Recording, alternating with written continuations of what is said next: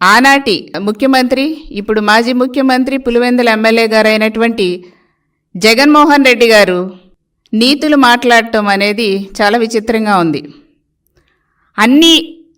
ఆయన ముఖ్యమంత్రిగా ఉన్న టైంలో అన్ని అరాచకాలు చేసేసి రాష్ట్రాన్ని సర్వనాశనం చేసేసి రాష్ట్రాన్ని అట్టడుక్కి తీసుకువెళ్ళి అభివృద్ధి అంతా కూడా అట్టడుక్కి తీసుకెళ్ళిపోయి ఈ రోజున ఆయన మాట్లాడుతున్నటువంటి మాటలు, వ్యాఖ్యలు చూస్తుంటే చాలా ఆశ్చర్యంగా ఉంది అందరికీ కూడా. ఆయన ఏమనుకుంటున్నారంటే, నేను ముఖ్యమంత్రిగా ఉంటేనే మంచి చేస్తాను, నేనున్నప్పుడే బాగా జరిగింది, మిగతా వాళ్ళకి ఏమీ చేత కాదు, మిగతా వాళ్ళు ఏమీ సరిగ్గా చేయటం రాదు. సో ఈ టైపులో ఆయన యొక్క వ్యాఖ్యలు, ఆయన యొక్క మాటలు ఉన్నాయి.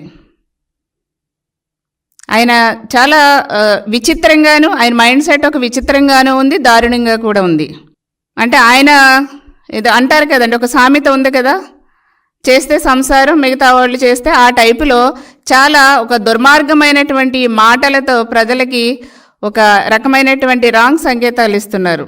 ఇది మంచి పద్ధతి కాదు. జగన్మోహన్ రెడ్డి గారు ప్రజాస్వామ్యంలో ఉన్నామని ఒక కనీసమైనటువంటి స్పృహ అనేది లేకుండా చాలా దారుణంగా అధికారాన్ని అడ్డం పెట్టుకుని మీరు ముఖ్యమంత్రిగా ఉండగా వైసీపీ ప్రభుత్వంలో కక్ష సాధింపులకు పాల్పడింది ఎవరు? మీరు కదా జగన్మోహన్ రెడ్డి గారు, మీ ప్రభుత్వం కాదా? అన్యాయంగా ప్రజలకి న్యాయం చేయమని అడిగితే మా సీఎం గారిని, మా నాయకుడిని, మా చంద్రబాబు నాయుడు గారిని అక్రమమైనటువంటి కేసులు పెట్టి జైల్లో పెట్టించావు 53 రోజులు. నీకు అసలు హృదయం అనేది ఉందా? కక్ష సాధింపులకు ఎవరు పాల్పడ్డారు? అన్యాయంగా మీ టైంలో మా నాయకుల మీద కేసులు పెట్టించింది ఎవరు? మీరు కదా. చట్టాన్ని ఉపయోగించి చట్టాన్ని దుర్వినియోగం చేసింది ఎవరు? వైసీపీ ప్రభుత్వంలో ముఖ్యమంత్రిగా ఆనాడు జగన్మోహన్ రెడ్డి మీరు కదా. ఈ రోజున మీరు నీతులు వల్లిస్తారా? మీ టైంలో 2019 నుంచి మొన్నటి వరకు, ఎలక్షన్ ముందు వరకు, ఏప్రిల్ వరకు కూడా 5 సంవత్సరాల వైసీపీ పాలనలో వ్యవస్థలన్నీ కూడా నిర్వీర్యం చేసి భ్రష్టు పట్టించారు జగన్మోహన్ రెడ్డి గారు. మీరు వ్యవస్థల్ని భ్రష్టు పట్టించిందే జగన్మోహన్ రెడ్డి గారు, వైసీపీ ప్రభుత్వం. ఈరోజు దెయ్యాలు వేదాలు వల్లించినట్టుగా మాట్లాడుతున్నారు మీరు. అంటే మీకు మైండ్ కూడా సరిగ్గా పనిచేయటం లేదులేండి.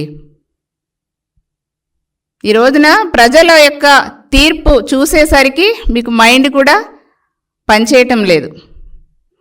మీ టైంలో మీరు ఎంతగా కక్ష సాధింపులకు పూనుకున్నారో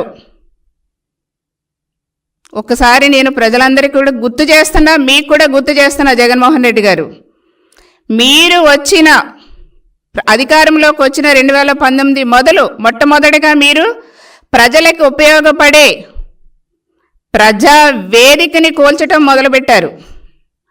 ప్రజా వేదిక నుంచి ప్రత్యేక హోదా వరకు కూడా మీరు రాష్ట్ర ప్రజల్ని, రాష్ట్రం యొక్క వ్యవస్థలన్నీ కూడా భ్రష్టు పట్టించేశారు. దీనికి కారణం మీరు కదా.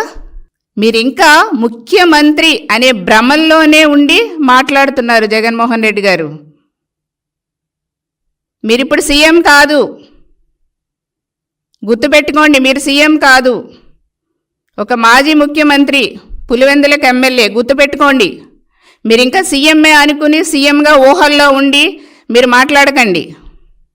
వాస్తవంలోకి వచ్చి మాట్లాడండి. మీ 5 సంవత్సరాల పాలనలో ప్రజల్ని ఎన్ని ఇబ్బందులకు గురి చేశారో, అన్ని వర్గాల ప్రజల్ని కూడా ఎంత దారుణంగా ఇబ్బందులకు గురి చేశారో, వాళ్ళందరూ కూడా కరెక్ట్ టైంలో కరెక్ట్ తీర్పిచ్చి మిమ్మల్ని మీకు కనీసం ప్రతిపక్ష హోదా లేకుండా కూడా చేశారు. మర్చిపోకండి. భ్రమల్లోంచి బయటికి రండి జగన్మోహన్ రెడ్డి గారు.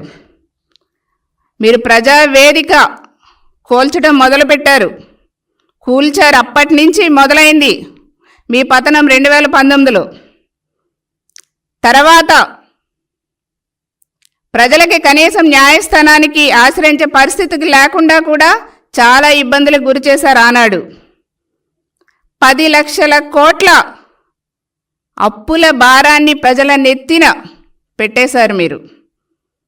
అంటే మీరు అవినీతి